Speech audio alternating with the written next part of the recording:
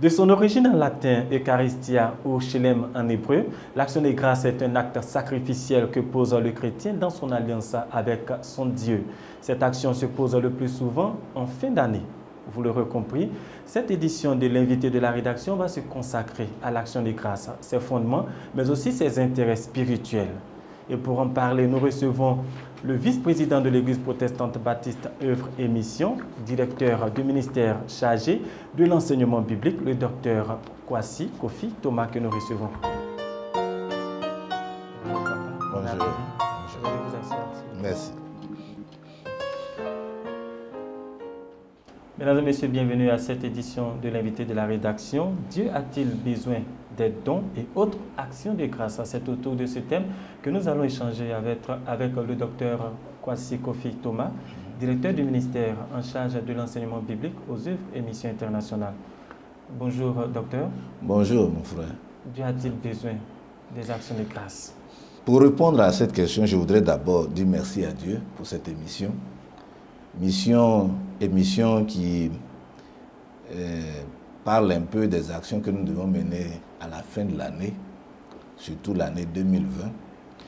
Et je voudrais préciser pour ceux qui nous écoutent et qui nous regardent que nous avons tous compris depuis notre formation scolaire que l'homme est un faible roseau. Effectivement, la Bible l'avait déjà souligné dans Ésaïe 40, le verset 5 à 8, que l'homme est une très faible, fragile plante. Et que cette fleur que dégage cette plante peut s'ouvrir, s'épanouir en journée et vers le soir, avec un coup de soleil, la fleur se fane et elle s'écroule. Oui, l'homme est faible. Il suffit seulement de regarder à tout ce qui s'est passé comme événement malheureux avec la pandémie de la Covid-19. On a vu la fragilité de l'homme, des hommes et des femmes, des enfants et des vieillards qui mouraient à longueur de journée. L'être humain est faible. Cependant, avec Dieu, l'homme révèle toute sa valeur et toute sa puissance, toute sa capacité. Dans le psaume, chapitre 8, versets 9 à 10, on nous fait comprendre que Dieu a placé l'homme au-dessus de toute la création.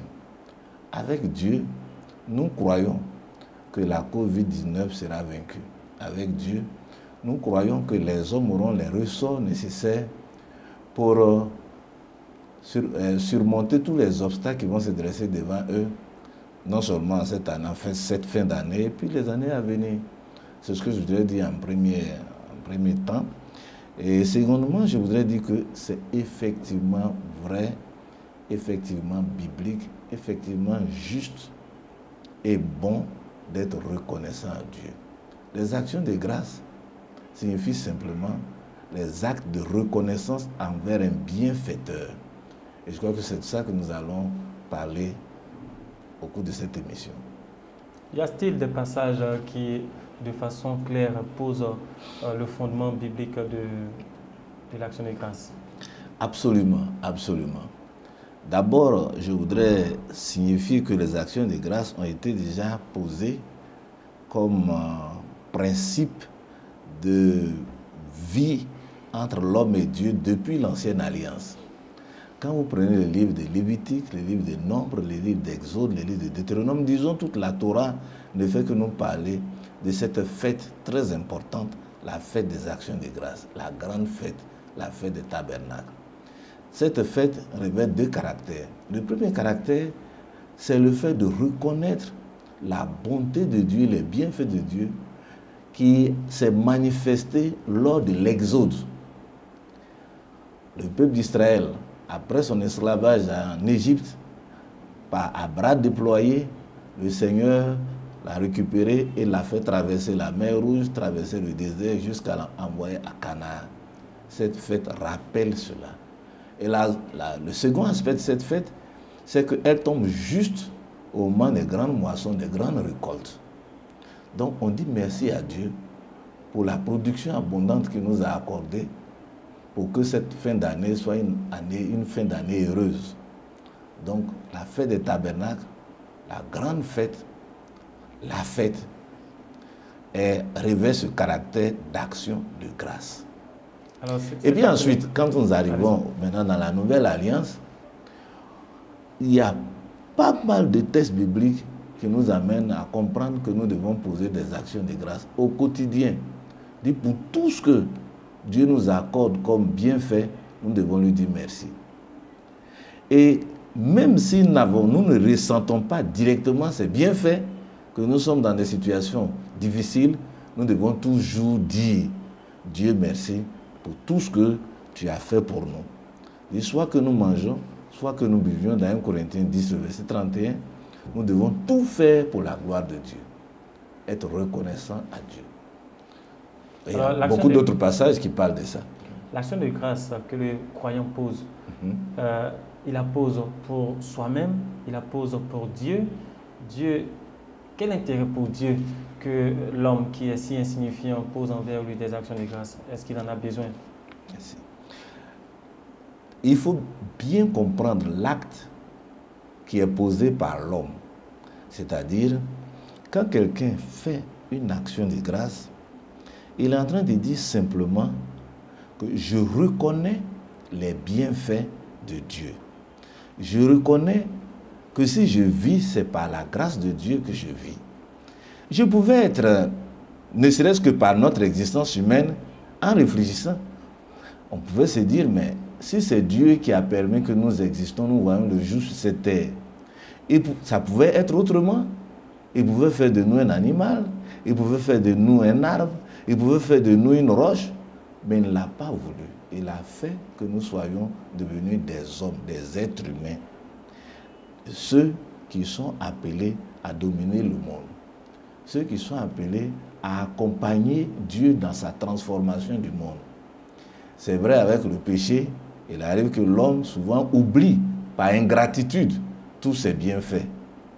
Mais lorsque nous sommes conscients de notre existence et que nous savons que notre existence ne dépend pas de nous seulement et qu'il y a un premier auteur, il y a le Créateur, nous sommes appelés à lui être reconnaissants. La seconde chose, c'est que chaque fois que nous avons une occasion pour manifester notre reconnaissance à Dieu, en retour, il y a une satisfaction. Je vous donne un exemple. Lorsque quelqu'un vous fait du bien, qu'en retour, vous le retournez par un remerciement, vous le retournez par une action quelconque, ne croyez-vous pas que la personne qui reçoit ces actions-là, qui reçoit cette attention particulière, est en joie? Je vous dis, il y a des choses que Dieu aime lorsque l'homme pose cet acte-là. Par exemple, il est dit qu'il y a la joie dans le ciel lorsqu'un pécheur se répand. Donc celui qui participe à la repentance d'un pécheur, il met le cœur de Dieu en joie. En ce moment, pour nous chrétiens, voilà une action de grâce qu'il faut poser envers Dieu. Être de ceux qui œuvrent pour le salut des âmes. Je prends un exemple. Dieu dit qu'il a un regard particulier sur les veuves, les orphelins, sur les pauvres, les démunis, et puis les étrangers qui sont isolés. S'il a un regard particulier, il veut que ces personnes qui sont en état de faiblesse soient entretenues, soient soutenues. Quelqu'un qui pose un tel acte réjouit le cœur de Dieu. Je vous donne un troisième exemple. Imaginez-vous, pour la conquête des âmes, pour le salut des âmes, il faut un lieu de rassemblement, il faut une organisation. Si des gens se donnent la force, la conviction, l'engagement pour pouvoir soutenir le fonctionnement d'une église locale, le fonctionnement d'une assemblée chrétienne, et que cette assemblée chrétienne travaille et atteint les objectifs que Dieu voudrait qu'elle atteigne, le cœur de Dieu est en joie. Alors, en retour, Dieu donne la joie et la bénédiction à ces personnes qui ont posé de tels actes en reconnaissance. Donc, je voudrais dire, j'enchaîne en même temps pour dire que lorsqu'on fait du bien, en retour, on a toujours été une bénédiction. Alors, quand on fait du bien, à travers les actions de grâce, on reçoit du bien de la part de Dieu. Mais celui qui ne fait pas de bien, qui ne pose pas une action de grâce, est-ce qu'il s'expose à a une conséquence néfaste pour lui-même. Bon, pour bien comprendre, je reviens encore pour bien comprendre parce qu'il faut le saisir. Imaginez-vous quelqu'un vous invite à manger un repas copieux. Vous avez fini de manger le repas et puis à la fin du repas, le monsieur qui a été si bien servi, qui s'est réjoui du repas, se met à remercier les assiettes et les cuillères. Vous qui l'avez servi, quel sentiment qui va vous animer en ce moment précis? Je crois que vous allez dire, mais il y a quelque chose qui ne va pas dans la vie de cet homme. Parce qu'en retour, un homme normal et sensé, un homme qui a de la matière grise, peut dire, mais tiens, c'est à cet homme, à cette femme, à cette famille, à ce couple qui m'a reçu, qui m'a donné à manger, comme on en aura à manger pendant la fin de l'année, qui m'a donné à manger, c'est à cette personne-là que je lui dois la reconnaissance, je dois lui donner le remerciement parce qu'il m'a fait du bien. Celui qui ne le fait pas, il se pose des problèmes. C'est-à-dire que sa relation se brouille avec la personne qui lui a fait du bien. Autrement, sa relation se brouille avec Dieu. Ah, mais si c'est avec Dieu, évidemment, ça va se brouiller avec Dieu. Ça veut dire du coup que nous nous appelons désormais des ingrats. Celui qui ne fait pas des actions de grâce est un ingrat. Et les ingrats n'ont pas de bonnes relations avec ceux qui leur ont fait du bien. Et si c'est Dieu qui vous a fait du bien, évidemment, vous n'aurez pas de bonnes relations avec Dieu. Alors, docteur, oui. Quand doit-on poser une action de grâce? Quels sont les moments favorables ou conseillés? Bon, normalement, quand vous lisez la Bible et que vous constatez les grandes fêtes qui ont été établies par Dieu dans le peuple d'Israël, c'est une fois par an que la fête des tabernacles ou la grande fête a lieu. Et selon leur calendrier, en rapport avec le calendrier grégorien, on va se situer dans le mois de septembre, octobre par là. Pour nous, qui sommes en Afrique, en Côte d'Ivoire, nous savons que les fêtes de fin d'année se passent en décembre généralement.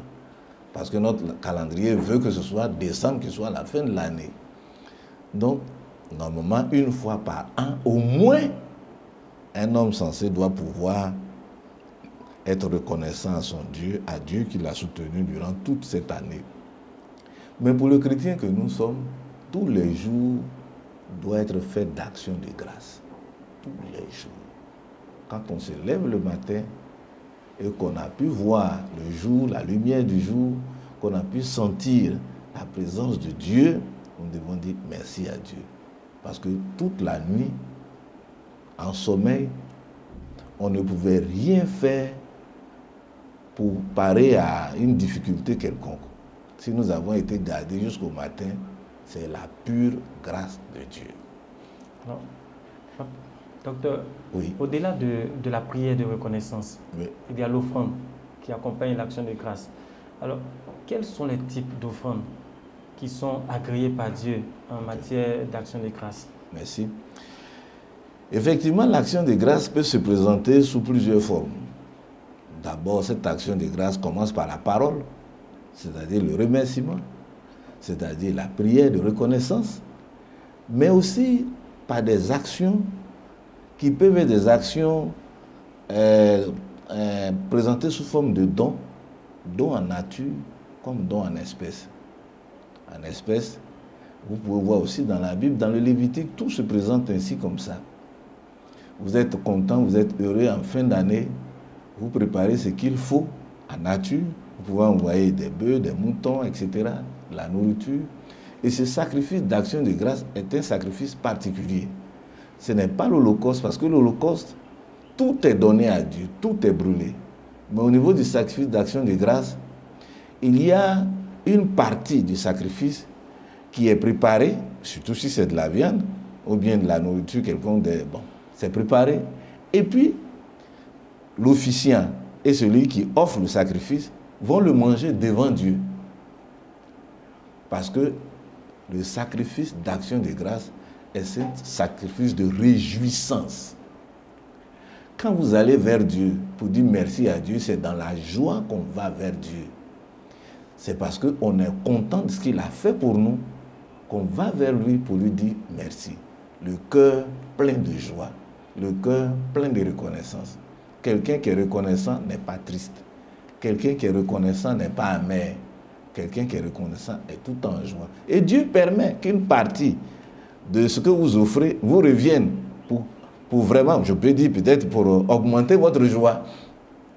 Maintenant, pour nous qui sommes, bon, vous savez que la Bible, elle relate la vie d'un peuple particulier, le peuple d'Israël. C'était un peuple qui était entre-temps semi-nomade, un peuple qui avait aussi des activités agricoles très intenses.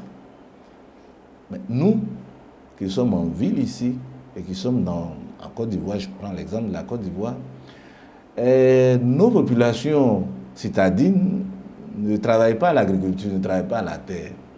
Donc ce qu'elles peuvent avoir, c'est une partie de leur salaire, c'est de l'argent, c'est des dons en espèces qu'ils peuvent apporter pour dire merci à Dieu pour toute l'année. Donc voici un peu ce que je peux dire sur la nature des actions de grâce. Il y a la parole, dit merci. Il y a des offrandes, des dons en nature, il y a des dons en espèces. Il y a la prière aussi. Il y a le merci, mais le merci peut passer par la louange et la prière, l'adoration. Alors, docteur, nous sommes bientôt en fin d'année. Oui. Nous sommes pratiquement en fin d'année 2020. Est-ce que l'action de grâce qu'on pose en fin d'année est un devoir? Est-ce une obligation? Je pourrais dire que c'est plus qu'un devoir. Parce qu'un devoir, c'est un peu comme si on était forcé par quelqu'un d'autre à nous faire. Mais c'est plus qu'un devoir, c'est de la reconnaissance. C'est de la gratitude. C'est de la reconnaissance. C'est-à-dire, je dis tout à l'heure, pour un homme sensé, un homme qui réfléchit, il n'a même pas besoin d'être chrétien dans une église pour se rendre compte que la grâce de Dieu lui a été suffisante depuis le 1er janvier 2020 jusqu'à la fin de l'année 2020. Pourquoi je dis cela? Parce que cet homme, sûrement, a dû sortir de sa maison tout au long de l'année. S'il vit encore, c'est parce qu'il n'a pas eu d'accident. S'il vit encore, même s'il a eu des accidents, il a échappé à la mort. S'il vit encore, même s'il est tombé malade, il a échappé à la mort par la maladie. S'il vit encore, c'est parce que Dieu lui a fait grâce. L'année 2020 a été une année particulière dans le monde entier. Quand je dis dans le monde entier, c'est en rapport avec la Covid-19. Il y a eu des gens qui sont morts, des milliers, même des millions de personnes qui sont mortes. Nous devons, en cette année particulière, dire merci à Dieu. N'oubliez pas aussi que dans notre pays, il y a eu la crise sociopolitique qui a emporté certaines vies. Si nous sommes en vie aujourd'hui, nous devons être reconnaissants. Mais au-delà même de ça, si c'était même des bonnes choses que Dieu nous a fait vivre, c'est aussi encore un sujet de reconnaissance. D'autres se sont mariés, d'autres ont eu des enfants, d'autres ont voyagé. Certains ont eu des promotions dans leur carrière professionnelle. D'autres ont eu leur diplôme à l'école. Et je crois que tout cela réuni doit nous amener à dire « Seigneur, merci ». Moi, j'ai vu à plusieurs fins d'année, des programmes de fin d'année, où des gens qui n'ont jamais mis leurs pieds dans une église quelconque, dans un lieu de culte, sont venus pour dire au moins une fois dans l'année, merci à Dieu pour tout ce qu'il a fait. Donc, la reconnaissance, c'est, je crois, la première des choses qu'un être humain doit avoir lorsqu'il ouvre la bouche, lorsqu'il pose des actes vis-à-vis de Dieu. Cette action de grâce de fin d'année, en quoi est-ce qu'elle doit être différente des actions de grâce qu'on a l'habitude de poser? Oui, comme je l'ai dit tout à l'heure, en tant que chrétien, nous sommes appelés chaque jour à poser des actions de grâce parce que Dieu est avec nous tous les jours. L'offrande qu'on fait en fin d'année, est-ce qu'elle doit être différente? Oui, mais bien sûr, bien sûr. Parce que simplement, c'est toute une étape que nous sommes en train de passer. C'est un cycle, un nouveau cycle qui va commencer pour nous, une nouvelle année. Il faut démarrer l'année correctement. Parce que les offrandes que nous envoyons à Dieu, il y a la réponse de Dieu que nous devons attendre. Il faut s'attendre à une réponse. Il faut que Dieu agrée nos offrandes. il faut qu'il agrée nos offrandes. Parce qu'on peut apporter des offrandes, mais si Dieu ne les agrée pas, ces offrandes ne serviront à rien. Donc, de façon particulière, nous disons, nous avons traversé toute une année. Nous sommes arrivés en fin d'année. C'est normal que l'année, l'étape prochaine, le cycle prochain qui va commencer, l'année nouvelle qui va s'ouvrir, nous marquons ça d'un saut particulier. C'est comme si nous disons, Dieu, prépare pour nous l'année nouvelle. Donne-nous la grâce de pouvoir vivre heureux dans l'année nouvelle. Seigneur, permets que dans cette nouvelle année 2021, qui s'annonce comme une année peut-être difficile pour certains ou compliquée pour d'autres, mais heureuse pour ceux qui ont cru au Seigneur, que cette année 2020, par cet acte que je vais poser, non seulement je te remercie pour 2020, je te remercie pour 2020, mais aussi prépare pour moi l'année nouvelle comme un temps de joie, un temps de bénédiction, un temps de grâce pour moi et pour ma famille. En somme, l'ampleur de l'offrande que l'on fait, l'ampleur de l'action de grâce que l'on pose envers Dieu dépend aussi de ce qu'on attend de l'Éternel. Bien sûr, d'abord ça dépend de notre prospérité, et puis aussi ça dépend de ce qu'on attend. Effectivement, comme vous venez de le dire, ça dépend de ce qu'on attend. Parce que si ce qu'on attend est grand, alors notre engagement pour Dieu doit être aussi grand. Mais n'est-ce pas là implicitement... Et moi, je crois que nous attendons des grandes choses de Dieu. Voilà. N'est-ce pas là implicitement, vous n'êtes pas là en train de dire que tout chrétien doit se surpasser, parce que je pense que chaque individu, chaque croyant attend énormément de choses de la part de Dieu. Et si on suit votre logique, il faut nécessairement qu'en cette fin d'année, l'action de grâce soit d'ampleur. Mais l'épître de Paul aux Galates, dans son chapitre 6, nous dit que celui qui sème abondamment, moissonnera abondamment. Ça y va de soi. L'engagement aussi pour Dieu est important, ça compte. Lorsque vous vous engagez de tout votre cœur, et puis, écoutez, s'engager avec Dieu, c'est un engagement total. On dit aimer Dieu, il faut l'aimer de tout son cœur, de toute sa pensée, de toute son âme, de toute sa force. C'est tout l'être qui s'engage. Je vous raconte une scène comme ça, où il y a un frère, au cours d'une cérémonie de fin d'année, d'un culte de fin d'année, une veille de fin d'année, où on devrait faire des offrandes d'action de grâce, des actions de grâce. Ce frère est venu et il a dit qu'il s'offre lui-même entièrement pour Dieu. Bon, c'était vraiment un geste très important. Je l'ai apprécié parce qu'il voudrait simplement dire, j'ai donné de l'argent, certes, j'ai donné de mon temps, je vais donner peut-être de ma force, mais je voudrais dire à Dieu, je m'offre tout entier à lui. Toute ma vie, je donne à Dieu pour la nouvelle année. Et je crois que c'est un peu comme ça que le chrétien doit s'engager pour Dieu, doit reconnaître les bienfaits de Dieu en s'offrant totalement pour Dieu. Le Seigneur, dans le livre de Deutéronome, a attiré l'attention des enfants d'Israël sur ce fait.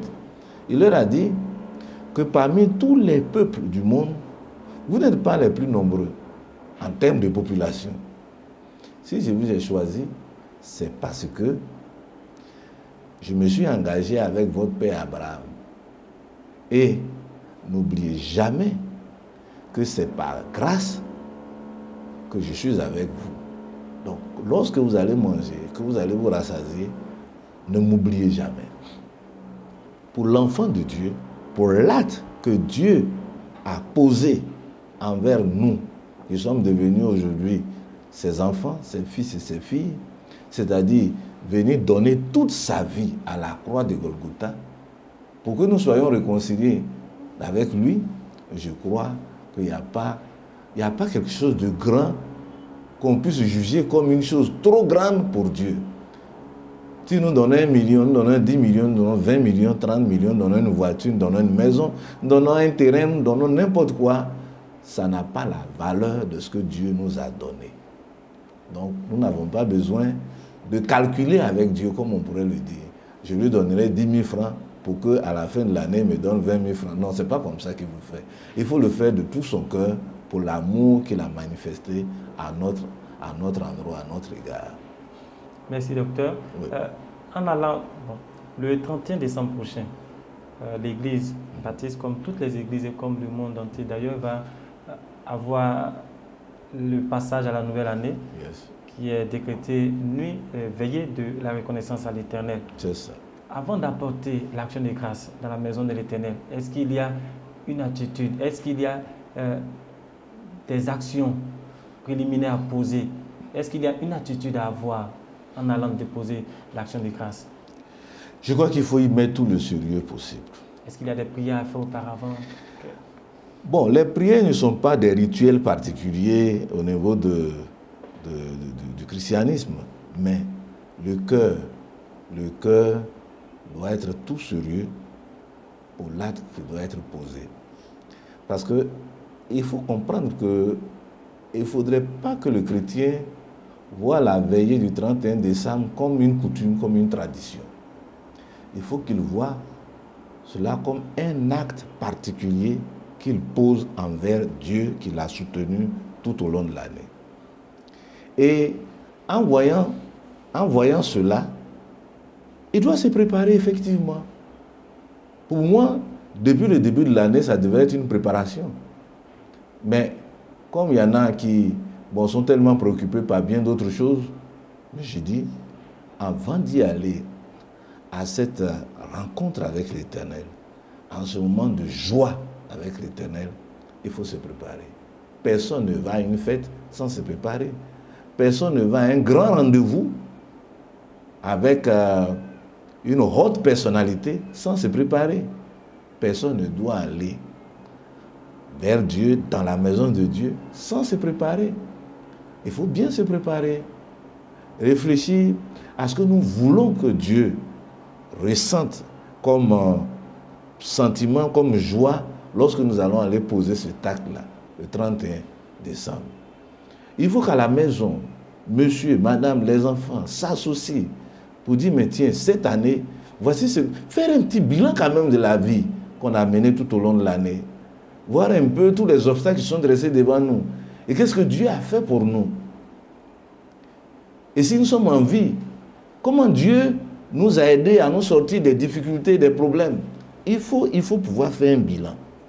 Et une fois le bilan fait, ça nous permettra de voir exactement l'acte à poser envers notre Dieu en signe de reconnaissance, en signe de gratitude. Ça veut dire donc que c'est un acte qui se prépare. Absolument, absolument, absolument, absolument. Si ce n'est pas ça, ce serait du théâtre, ce serait un simple jeu d'enfant, ce ne serait pas normal. Donc il faut donc savoir marquer la différence entre l'acte traditionnel du donner et l'action de grâce qui est un devoir envers Dieu. Absolument. Absolument. Mais non, mais même quand nous donnons à Dieu, ce n'est pas une affaire d'acte traditionnel. Chaque don que nous faisons à Dieu doit être bien pensé, doit être bien mesuré, doit être apprécié d'abord par nous-mêmes et puis savoir si Dieu va l'agréer. Imaginez-vous un peu que, effectivement, comme ça, nous avons eu des cas comme ça où des gens viennent et puis ils se disent, mais comme la corbeille passe et que tout le monde y met quelque chose, mais moi je vais mettre une boîte d'allumettes dans la corbeille, ou bien je vais mettre des os dans la corbeille, ou bien je vais mettre une feuille dans la corbeille. Moi je ne crois pas qu'un homme normal puisse s'asseoir chez lui à la maison pendant 10 jours, 15 jours, réfléchir à venir déposer une feuille vierge dans une corbeille. Quelle serait la signification de cet acte-là? C'est un acte insensé. Donc je crois que quelqu'un qui nous a fait du bien, en retour, on s'assoit, on réfléchit. Qu'est-ce que je vais faire en retour pour qu'il soit heureux lui aussi? Donc c'est normal que tout acte qu'on pose, qu'on le pose pour la gloire de Dieu. Pour la gloire de Dieu. Pour que Dieu soit glorifié. C'est-à-dire que Dieu soit vu, Dieu soit mis à la place qu'il doit être mis. Merci, docteur. Oui. C'est un même plaisir d'échanger avec vous et de recevoir ces enseignements qu'on ne voit pas le temps passer. Et pourtant, nous sommes à la fin du temps qui nous est imparti. Nous allons vous permettre de lancer votre appel au peuple de Dieu, de dire votre mot de fin. Je voudrais vraiment dire merci à Dieu qui a permis que cette rencontre ait lieu. Et je voudrais revenir sur ce que j'avais dit au début. L'homme, l'être humain, Vous qui m'écoutez, qui me voyez, vous devez comprendre que vous êtes faible. Très faible. Au départ, quand les gens parlaient de la faiblesse, de la fragilité de l'être humain, on avait pensé que c'était une simple philosophie pour un peu entretenir l'esprit des gens. Mais en réalité, en 2020, nous avons compris que l'être humain était vraiment fragile. Pour un virus à peine visible au microscope sophistiqué, des hommes, des populations entières ont été décimées. Pourtant, je ne vous apprends rien, ces populations sont nanties de techniques, de technologies, nanties de capacités dans le domaine sanitaire, mais jusqu'à l'heure où je vous parle, la bataille n'a pas encore été totalement remportée par l'homme. Je voudrais dire que l'homme a des limites. Nous avons des limites. Nous sommes fragiles, nous sommes faibles. Nous sommes comme des simples plantes qui s'élèvent le matin et le soir se détruisent, se dessèchent totalement. C'est pourquoi, si nous vivons, nous devons reconnaître la main de celui qui nous soutient tous les jours, c'est-à-dire Dieu. Avec Dieu, l'homme devient fort. Avec Dieu, l'homme devient capable de beaucoup de choses. Avec Dieu, l'homme devient intelligent et l'homme devient sage et ingénieux au bien. C'est pourquoi je disais que la COVID-19 sera vaincue avec l'aide de Dieu. Je disais aussi que les crises politiques à répétition vont cesser avec l'aide de Dieu. Et je dis, à cause de cela, le 31 décembre 2020, que tous nous convergeons vers nos lieux de culte et nous apportons dans la joie des actions de grâce, des louanges, des cantiques à la gloire de Dieu, des dons en nature, des dons en espèces, pour que le cœur de notre Dieu soit réjoui. Que Dieu bénisse chacun d'entre nous pour sa gloire et nous ne cesserons jamais de lui dire merci. Chaque jour qui se lève est un moment de louange et d'adoration et de remerciement à notre Dieu. Je vous remercie. Merci docteur. Merci d'avoir accepté de venir sur ce plateau. Nous retiendrons tout simplement que l'action de grâce est un devoir spirituel du chrétien vis-à-vis de son Créateur, l'Éternel Dieu. Et ce 31 décembre, le chrétien doit aller dans la maison de l'Éternel, poser un acte fort pour réjouir le cœur de Dieu et attendre de façon légitime de sa part de plus grandes bénédictions en 2021.